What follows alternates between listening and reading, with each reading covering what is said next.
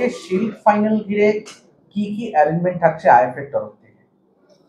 প্রথমত দেখো, shield final মানে সে তার খেলাটা আয়োজন করাটাই আমাদের কাছে মুখ্য, এবং সেই জায়গাটাকে সুষ্ঠুভাবে তার পরিসমাপ্তি ঘটনা, এটাই আমাদের মূল লক্ষ্যের বিষয়।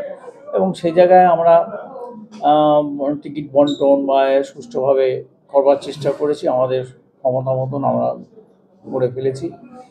এবং এই দুদিন ধরে আমাদের যারা প্রাক্তন ফুটবলার, তারা একটা উঠখোলা বাসে একটা সুন্দরভাবে একটা প্রোগ্রাম করেছে, যে প্রোগ্রামটা অন্তত সকলকে জানানো গেছে যে আইএফএ শিল্ডটা হচ্ছে, এবং একটা নতুন সংযোজন হলো, এবং সেটা খুবই হৃদয়গ্রাহী একটা অনুষ্ঠান হয়েছে। এছাড়াও কালকে আইএফএতে একটা ছোট্ট অনুষ্ঠান থাকবে, সেটা হচ্ছে টিম যখন প্র্যাকটিসে নামার পর যখন উঠবে এবং টিম খেলতে আবার ফাইনালি নামবে, তার মাঝখানে যে টাইমটা, সেই টাইমে একটা ছোট্ট দুটো প্রোগ্রাম রাখা হয়েছে। কি কি থাকছে তাতে?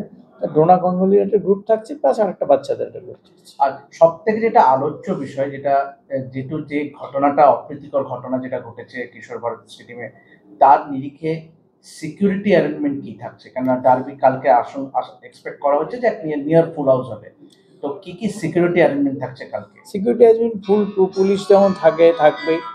এছাড়া ধরো আমাদের কিছু আমাদের ইন্টারনাল কিছু সিকিউরিটিসের ব্যবস্থা রয়েছে, সেগুলো থাকবে। এছাড়া আমার মনে হয় না তারা খেলা দেখতে আসবে, সেটা একটা অঘটন, ওটা একটা হয়ে গেছে।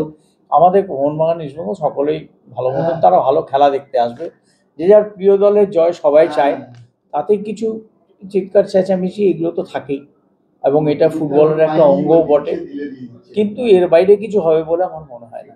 আর আজকে দেখলাম যে শিল্ডটাকেও বেশ নতুন করে লাইট ফাইট লাগিয়ে করা হচ্ছে, একটু যদি বিশদে বলেন এটা কি?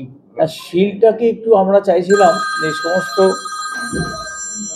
সমস্ত আমাদের যারা ভিউয়ার্স থাকবে স্টেডিয়ামে, তাদেরকে একটু ঘুরিয়ে দেখাবার পরিকল্পনা রয়েছে। মানে সেটা কোন সময় হবে? সেটা ওই খেলার আগেই, মানে যেই সময় ডোনা গাঙ্গুলি, হ্যাঁ ওই টাইমটুকুতেই একবার ঘুরিয়ে নেওয়া।